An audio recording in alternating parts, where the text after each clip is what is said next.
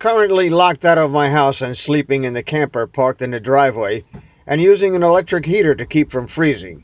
In any event, I'm out of here tomorrow, but I have to keep on doing what we do here. So here is Rudy Giuliani's number 8 Common Sense podcast. Enjoy. Welcome back to Rudy Giuliani's Common Sense. It's our purpose to bring to bear the principle of common sense and rational discussion to the issues of our day. America was created at a time of great turmoil, tremendous disagreements, anger, hatred. And there was a book written in 1776 that guided much of the discipline of thinking that brought to us the discovery of our freedoms, of our God-given freedoms. It was Thomas Paine's Common Sense, written in 1776, one of the first American bestsellers, in which Thomas Paine explained by rational principles the reason why these small colonies felt the necessity to separate from the gigantic Kingdom of England and the King of England. He explained their inherent desire for liberty, freedom of religion, freedom of speech, and he explained it in ways that were understandable to the people, to all the people, not just to the educated upper class. Because the desire for freedom is classless. The desire for freedom adheres in the human mind and in the human soul. Today we face another time of turmoil, of anger, and very, very serious partisan division. This is exactly the time we should consult our history. Look at what we've done best in the past and see if we can't use some of that to help us now.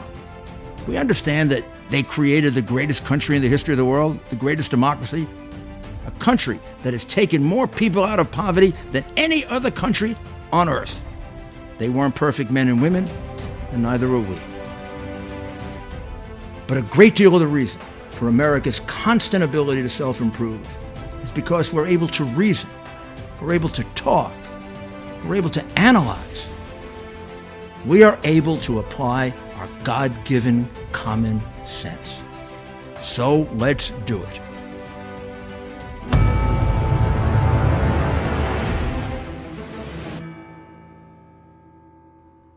Welcome back, my friends, to Rudy Giuliani's Common Sense.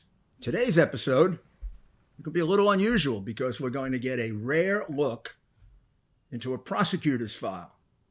You don't usually get to see the prosecutor's file, but in this case, a member of the parliament who has responsibility for the Committee on Accountability got the opportunity to review it a few months ago, reported it in an interview, and then was kind enough to be interviewed by me. So you'll see all of that, and you'll see precisely what is in the file of the Ukrainian prosecutor's office with regard to Joe Biden, Hunter Biden, Mykola Zlochevsky, the head of Burisma, and also what's in the file with regard to collusion, meaning Ukrainian illegal interference with Americans and with Democrats in the 2016 election.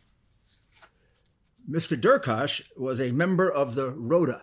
The Rota is the parliament of Ukraine, and he was chairman of the Committee on Accountability.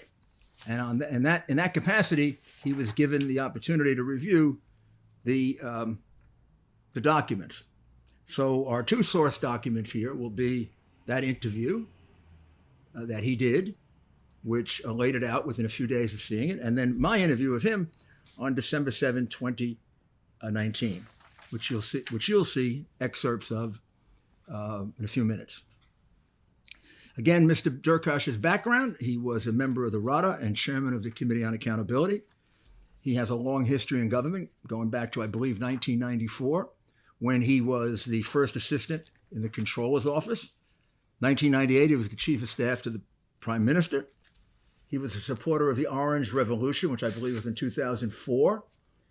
His radio station broadcast 24 hours a day from the Maidan during that revolution, and therefore, along with several other radio stations, courageously withstood the violence that was going on there to help propel the revolution. And he's been a member of Parliament, the RADA, since 1998. And he's a lawyer. And his specialty has always been accountability of government, meaning auditing and that sort of thing. And for 17 years, he's been the owner of the station that I mentioned, which is called Radio Rada. So his involvement in this really started after the election of 2016. It goes to 2017, when he started to get information, both in his capacity as a member of the Rada and as a press person, about a lot of documents and information that there was a good deal of collusion, like they were describing in Russia, but happening in the Ukraine. Whether it happened in Russia or not was beyond his purview. Turns out it didn't. But he heard that there were documents showing that Alexandra Chalupa, you remember her, Alexandra Chalupa is the one who met with Teleshenko, asked him for all the dirt he could get on President Trump, Donald Trump Jr. and Manafort, and then was orchestrated the phony Black Ledger with the threat that it would destroy Trump's candidacy. He started to hear about her, and he started to see documents about her, that she was, as a DNC operative, collecting dirt on Trump and on Manafort, and that she was compromising Ukrainian officials, a number of them. The name that he focused on was Lyshenko, and Lyshenko, of course, you might remember, is the one who held the press conference to reveal the black books. And in the press conference, he said the purpose of it was to destroy Donald Trump's campaign. That was in August of 2016. So he then saw other documents showing collaboration between the Democratic National Committee, the Ukrainian officials, the United States Embassy, and he saw the chain going all the way up to President Poroshenko and including the U.S. Embassy. He also observed that there were anti-corruption investigations headed by Artem Sitnik. But Artem Sitnik was a person who had become a partisan in the campaign. He had announced that he would do anything to elect Hillary Clinton. I believe there's a recording of that, although I have not heard that recording. I've been told about it. It was done by the head of the Special Prosecutor's Office, Nazir Kolonitsky. But what we do know is during his press conference, in which he illegally revealed that Manafort was a subject of an investigation in August of 2016, he went out of his way to tell people that he also hoped that this would hurt, if not destroy, Trump's candidacy. And of course, that was re-echoed by his partner in crime, Lyshenko, who said exactly the same thing. So these are the things that brought him to be interested in this. And then on October 10, 2019, he held a press conference. And during the press conference, he pointed out that he had been given the opportunity to look at several different documents. He had gotten to see the prosecutorial file, and he had been given by certain journalists results of their journalistic investigations, which, as he points out here, they were afraid to reveal, because in this interview he'll explain to you that journalists in Ukraine have been known to be killed, and are, in fact, very frightened of saying something against the government. And this would have been very clearly against the government of President Poroshenko, who was in power at that time, and well known to be the biggest crook in the Ukraine. So let's quickly go through what he has in this document. It's long. The interview is long, but I think we can almost dispose of it with the first page. In the first page, he says that there are 6 criminal proceedings related to Burisma Company in which Joe Biden, the ex-president, meaning vice president of USA, along with his son Hunter, are the defendants. Well, that disputes the lie that the case was debunked, that there was no investigation of them, that the case was dormant. Those lies you've read over and over again in the New York Times, the Washington Post, NBC, CNBC, MSNBC, CNN. thousands of times, just one lie after another. Again, the file shows 6 criminal proceedings related to Burisma Company in which Joe Biden, along with his son, Hunter, are the defendants. Yes, there was a case against him, a pending investigation, when Shokin was dismissed. That is a flat-out lie. He goes on to say that the National Anti-Corruption Bureau, which we call NABU, was under the complete and total control of certain representatives of the diplomatic mission of the United States. What you'll find out is that NABU was established by a gentleman named George Kent with the connivance of George Soros. It was intended to be an anti-corruption bureau, and as we found out in prior episodes, it became just the opposite, a haven for corruption, where Soros's cases got dismissed, Soros's enemies got prosecuted, and evidence and dirt on Donald Trump were collected. NABU was a thoroughly corrupt law enforcement agency, and it was under the control of the United States Embassy, as you will see over and over again during the interview.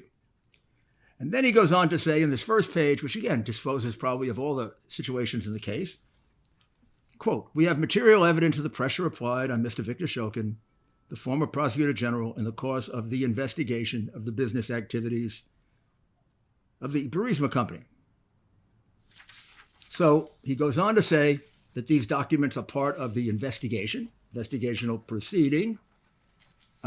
He points out how NABU had leaked documents to the U.S. Embassy so that it could be used to hurt Donald Trump. And he gives us what the file describes as and I call the first bribe, because everybody thinks of one bribe, and that's the bribe when Biden says to Poroshenko, if you don't fire the prosecutor, you don't get your $1 billion loan guarantee. Well, there was a bribe that preceded that, and it was this one. At the same time, Zlochevsky, according to the Ukrainian investigators and journalists' opinion, contacted Joe Biden, the U.S. vice president, using the services of the lobbying company. He proposed to them, according to the Ukrainian investigators, to share the revenues earned by a Ukrainian gas extracting company, Burisma Group. Hunter, Joe Biden, was officially appointed to the post of board member on May 12, 2014. The New York Times then wrote that his official salary was only $50,000 per month. However, it was only a small part of Hunter Biden's remuneration. That could have been as high, he says, as $16.5 million, including remuneration either to the lobbying firm or to the lobbying firm for Joe Biden, as he will go on to say. He goes on to say that in the file, it makes it clear that Hunter was one of the 4 owners of the amount of over $16.5 million, that amount was laundered, and that Victor Shokin was investigating that when he was fired. That's the document we've shown you many times, the Latvian document, in which I think it's $14.8 million comes out of Ukraine, goes to Latvia, goes from Latvia to Cyprus, all pretending to be loan to different companies. Then all of a sudden, it disappears. And then documents in a trial of Devon Archer show that it went into Biden's file. Flat out, 100% cold money laundering case. It's been sitting there for years. And how they're want to put Roger Stone in prison for 9 years, and they don't want to investigate a money laundering case that's proven by documents to the tune of $14 million by the son of a vice president who's in a conflicted position that might just lead to more corruption. Gives you a sense of the double standard that we have in this country, which is disgusting. He then goes on to say that Mr. Shokin was fired, and he was fired at the request of, or the demand of, Joe Biden. Well, we all know that. The question was, Biden admitted having him fired. The only question was his son under investigation at the time? This and about 8 other pieces of evidence conclusively proved that he was under investigation at the time. And I think we've also conclusively proved that Joe knew it. But Joe, he says on page 5 of this, Joe Biden was concerned not only about the revenues gained by his son, but for the gains obtained by the affiliated with him lobbying company. The slide that he put up at this point describes the scheme of obtaining the amount of $900,000 US by the Biden senior via the lobbying company, according to the Ukrainian investigators. Please pay your particular attention because this document is being disclosed for the first time. This is not the blockbuster I was talking about. I would call this a semi-blockbuster. And it's a little ambiguous. Either way, it's illegal. It's the transfer of money from Burisma Group, I'm reading it now, for the purpose of lobbying activities, according to personally to Joe Biden via the lobbying firm. The amount of over $900 US was transferred to the account of the U.S. company named Rosemont Seneca Partners, which was associated with Biden. The question is, number one, what was the lobbying all about? Number two, was this an indirect payment to Biden? Number three, and this is purely comes from another source, Mr. Kulyuk, who's investigating this, there appear to be similar kinds of payments like this. He hesitated to give me the amount, but he said it was very, very substantial. And they've got no cooperation from the United States in being able to see where that money went.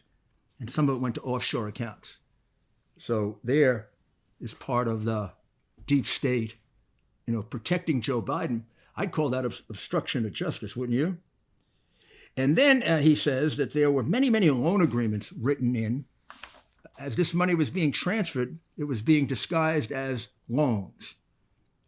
Now, I've investigated money laundering a lot. If this isn't money laundering, I'm not Rudy Giuliani. Goes to 1, 2, 3 countries before it comes into Biden's hands. It twice gets described as a loan agreement, and it goes through 2 companies, at least, that have no involvement in it. And as a former United States attorney and associate attorney general, I am shocked this has been out there this long, and there's been no investigation of it at all. And every single stupid, silly, irrelevant allegation against someone connected with Donald Trump is taken up immediately. In fact, they go so far as they did with General Flynn to create a crime. And they pretty much created the Roger Stone process crimes. Nobody created this crime. He did it. Nobody faked him out with a memo that they had hidden in a desk that would have described the truth and then got him to say something that was inaccurate. He did it himself for greed and as part of a bribe to his father. And you got to be a mental midget not to figure that out. So with that, we'll take a short break. Let's finish off with the interview, because I think we've covered most of it. He points out once again that there are 6 criminal cases, and he points something else out which you lawyers may want to follow up on. And I believe we'll put this opinion on my website for lawyers to read. It's been said that what Biden and his son did in Ukraine didn't violate the laws of Ukraine. Well, that was said by Lutsenko, probably under pressure from Poroshenko, because the president who he worked for, because Poroshenko was very afraid that this case would reveal millions of dollars in bribes to him. And in any event, Lutsenko's not a lawyer. So the parliament went out and got an opinion of lawyers, and lawyers have rendered an opinion in writing that they were interfering into the activities of the law enforcement officers by influencing the action of law enforcement officers. That's Article 343 of the Criminal Code of Ukraine. It's a criminal offense. And also interference in the presidential elections is a criminal offense. And there's no doubt that they were investigating, and they are investigating, violations of Ukrainian laws allegedly committed by our former vice president. And then he makes a final observation, which I guess I've learned with the attempt to kill our important witness, Mr. Shokin, which is, when you work as a journalist in Ukraine, you cannot feel safe 100%, especially during recent years.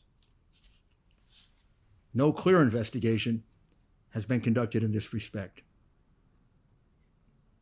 And he points out, because he is in that profession, how guarded the journalists are to bring information forward, which sometimes inhibits an investigation, although he was able to obtain a good deal of that information.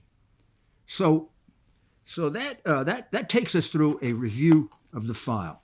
And now we'll get to the interview that I did of him. And the interview was conducted in Kiev with Mr. Derkash, and it largely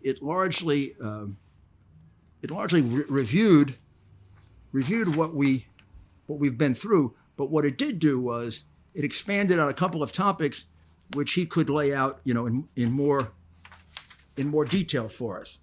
And on December 7th, 2019, I conducted an interview of him, and it involved really the money laundering, the Biden bribes, the collusion. And I began by asking him, when he reviewed the files, the prosecutor's files, what did it show? What did it show with regard to Biden? What was in the files? And this is what Mr. Derkash had to say in his own words. It shows the vice president and his son under investigation, and that there was no dormant investigation, and charges weren't debunked. If I see that word debunk one more time, I don't know. If I see it one more time, it's just going to make me conclude further just how corrupt our media has become. They know it's a lie. This proves it's a lie. 15 other things prove it's a lie, and they still write it to protect their boy. So, more on that from Mr. Derkash. Show that the vice president and his son were being investigated for the activities of the Burisma company, and that there was material evidence of pressure applied to Mr. Shokin to stop the investigation. This is basically, I'm just looking at your affidavit, and rather than go over the whole thing, this is essentially, this interview, you make it very, very clear that there were criminal investigations of both Hunter Biden and Joseph Biden. We show up this in the papers and the facts and the documents, what we already provided to you. As you know, he also saw evidence of money laundering, which was about as clear as a bell. We have evidence of one transaction. According to what he saw in the file, there appear to be numerous money laundering transactions, both for Burisma in general and regarding the payments to Hunter Biden, Devin Archer, Rosemont Seneca, and also for the lobbying firm and for the lobbying of Joe Biden. So let's listen to that. Criminal investigations of both Hunter Biden and Joseph Biden. We show up this in the papers and the facts and the documents, what we already provided to you. Yeah, you can find out this information on the website Nabulix. And you also saw documentation that a substantial amount of money was laundered during this process. Yeah, And many. And approximately how much money the Bidens could have gotten more than 16 million.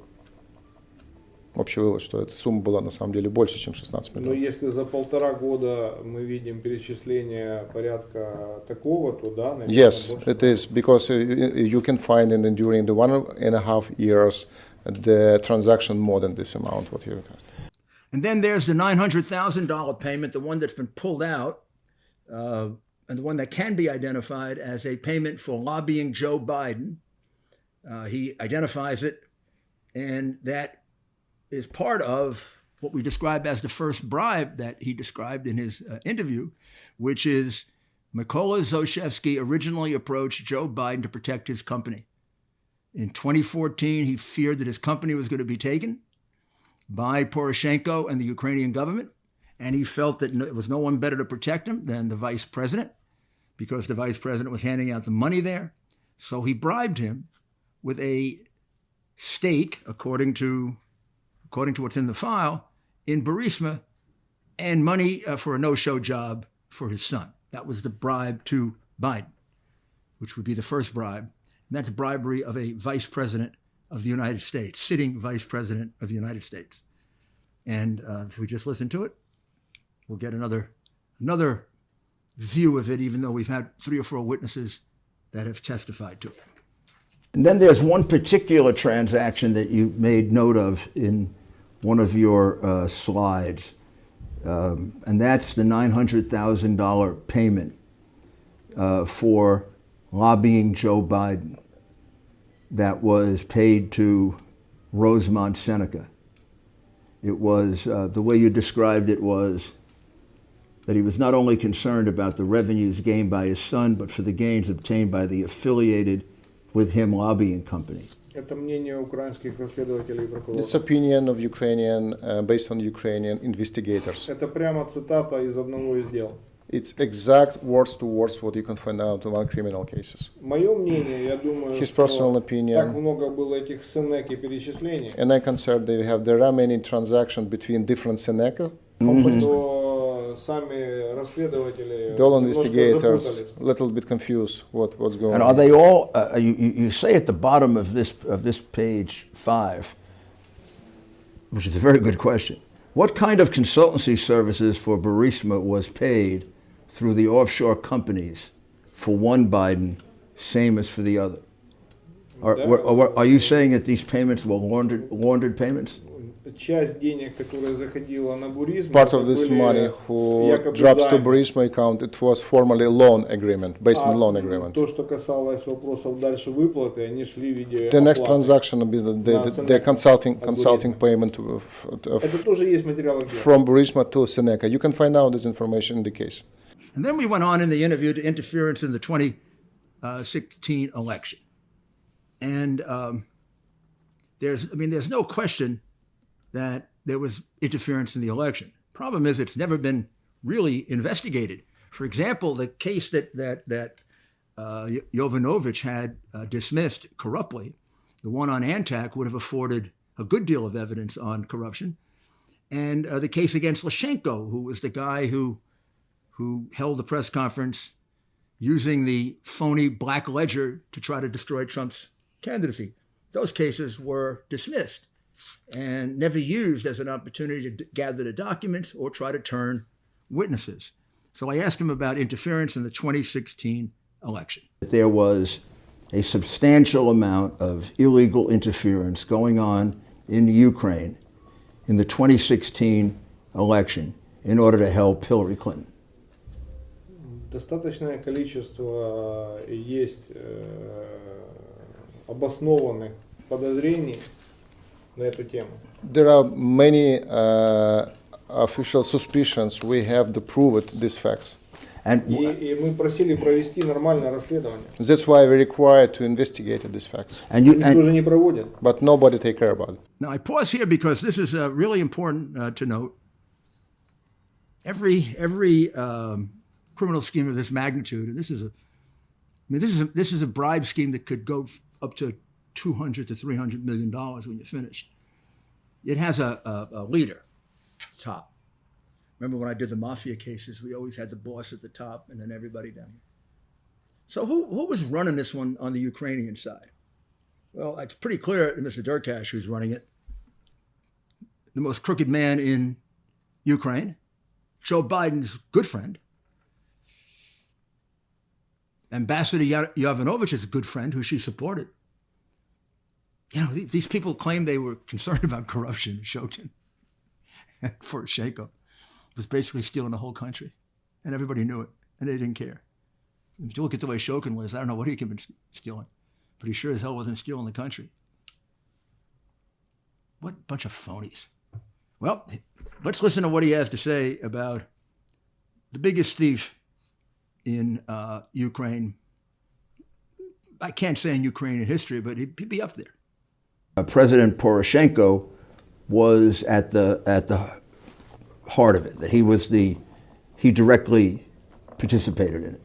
Я уверен He is практически sure в том, что that без Poroshenko его согласия, organize, без participate, его участия этого не могло произойти. and control it, this situation. And the American embassy assisted in. Это было практически, об этом не скрывая, говорил Лещенко. Nobody will try to hide it. They coordinated every step. Он общается. Но это надо подтвердить. Notice that the embassy assisted in this scheme. When you wonder about Ambassador Yovanovitch, George Kent, who I think was there at the time. A lot of problems inside the State Department. A lot of problems.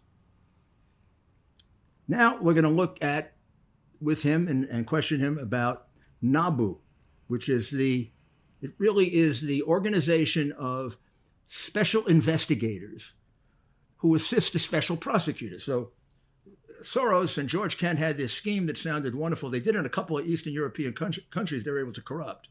They set up this anti-corruption thing. It sounds great, anti-corruption. They set up in Ukraine NABU and SAP. NABU were the investigators of corruption. SAP were the special prosecutors of corruption. And wow, great plaudits in the left, alt-left, communist, and far communist groups in Europe that they were all associated with. They love this.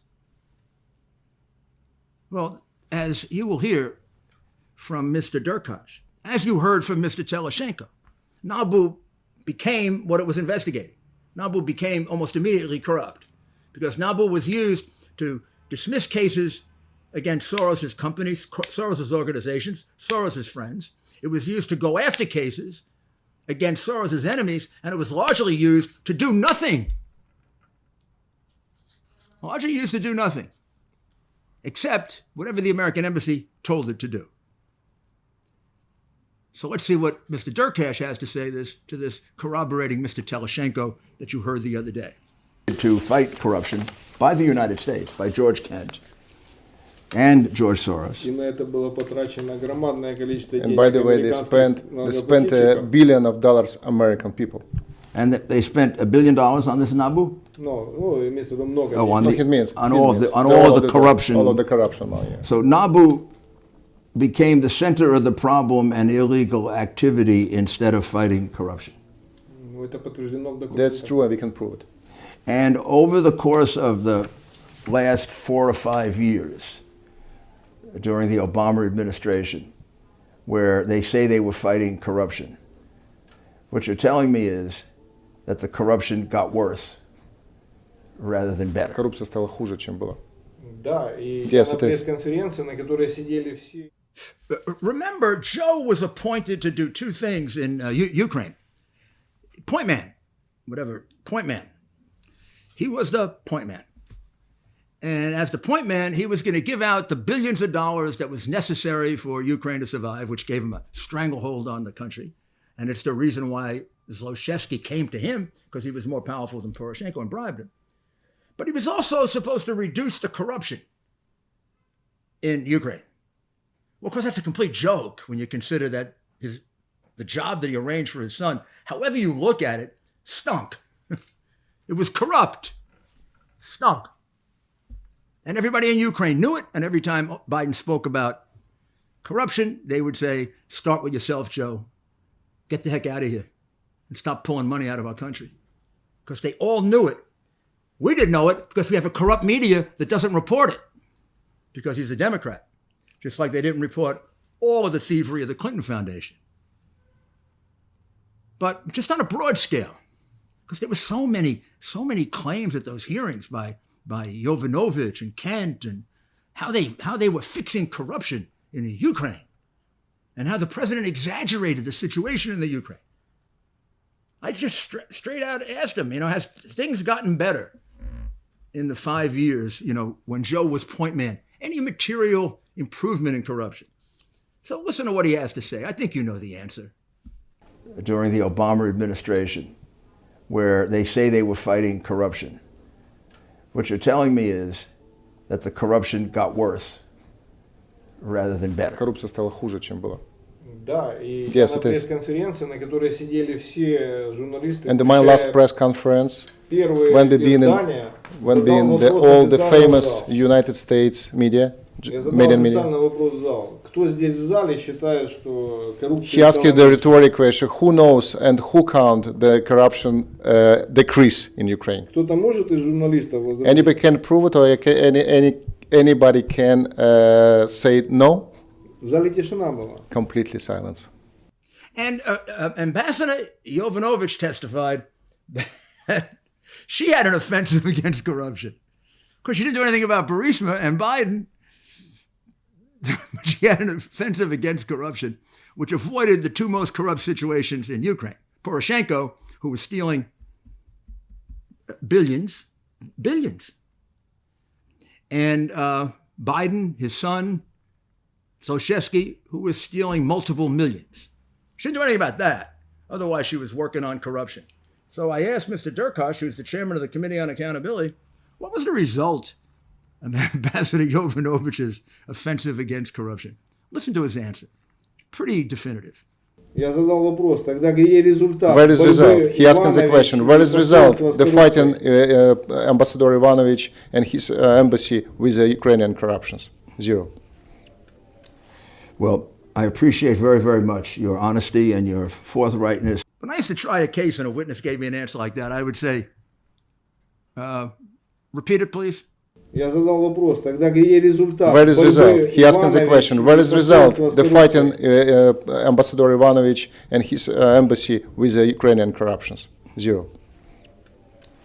Well, I appreciate very, very much your honesty and your forthrightness.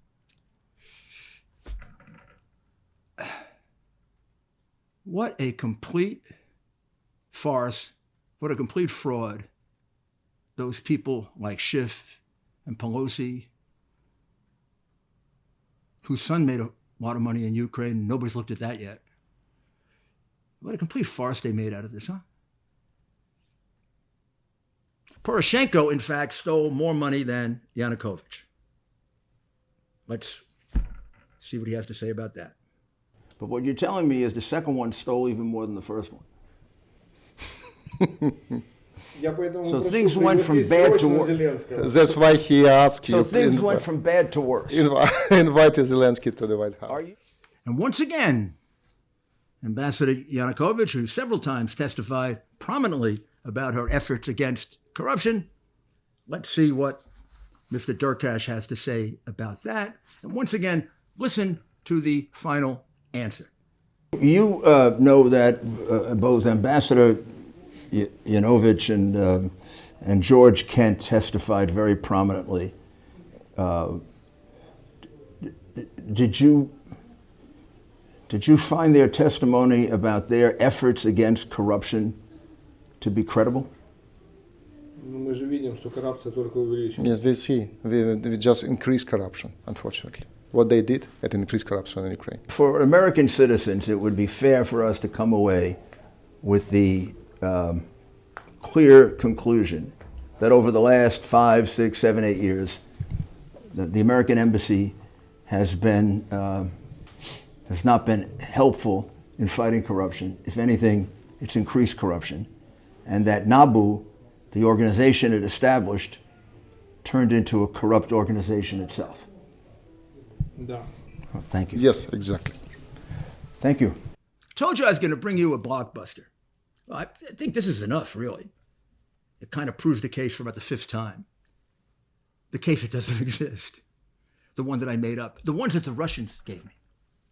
The Russians told Biden to take the bribe from Zlochevsky, and the Russians told him to threaten Poroshenko, and the Russians told Hunter Biden to take 16 million or so in laundered money, and the Russians said to take all that money in lobbying services, and what a crocker, you know what. But I told you I'd come up with a blockbuster, and I really do have one, and I'm going to show it to you. I'm just going to show it to you. This is a document from the accounting chamber decision 19 December 2017. It kind of outlines the last couple of years of the Obama administration. And I'll just read to you from the very beginning, and then next time we will go into detail and we will see something that will shock us. This document, done by Ukrainian independent accountants, says that there is, as of December 2017 and going back for about a 4-year period, I believe, there's between $5.2 and $5.3 billion in foreign aid that was given to Ukraine, which is not accountable, which is not properly entered, which appears to have had no result on the thing it was attempting to do, and also appears to have gotten lost, a good deal of it, in NGOs, non-government organizations, that you will find were all of one political ideology. They were described as Soros or left of Soros. And the decisions were made by the embassy, and you will find out that when there was an attempt to investigate this by the Ukrainians, it was our embassy that stopped them from doing it, because it was our embassy that was going to be caught for mishandling a great deal of this money by giving it to their favored political NGOs, and it gets worse. So please digest what we've talked about today. It's enough. But then come back with us for the next episode. We're going to show you why President Trump is so concerned about how American money is spent. $5.3 billion in foreign aid, unaccounted for in a short period of time. And our embassy and the Obama administration tries to hide it because it went to their friends. Nobody investigated that either. That's why we're doing this. We're trying to get the facts to the American people so we can end the double standard and we can start investigating Obama, his corrupt administration. The only reason you don't know about the corruption of the administration, Obama administration, because the press covers it up. Because he's sanctified. Well, he's not sanctified. Biden sure as heck isn't. And Hillary, ooh.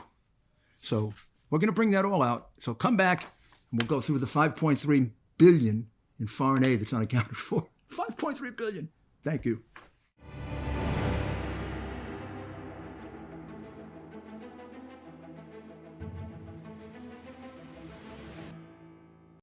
Please subscribe to our backup channels, Net4Truth USA 2 Patriot channel, BitChute.com/net4Truth USA, and drop.space/@Net4Truth USA. We fly so close to the target, we are on our 5th fighter jet. We will be relentless and persistent until the enemies of freedom are defeated. You can support this channel by using the links in the description, but for a $100 donation, I will personally send you a autographed hardcover special edition copy of Land of Childhood's Fears. Also, visit my bookstore at lulu.com/Net4Truth USA. If you are viewing this video on BitChute, you can use the links in the description to support us, or simply click the green $ dot on our video to support this channel. Thank you. Links are in the description section.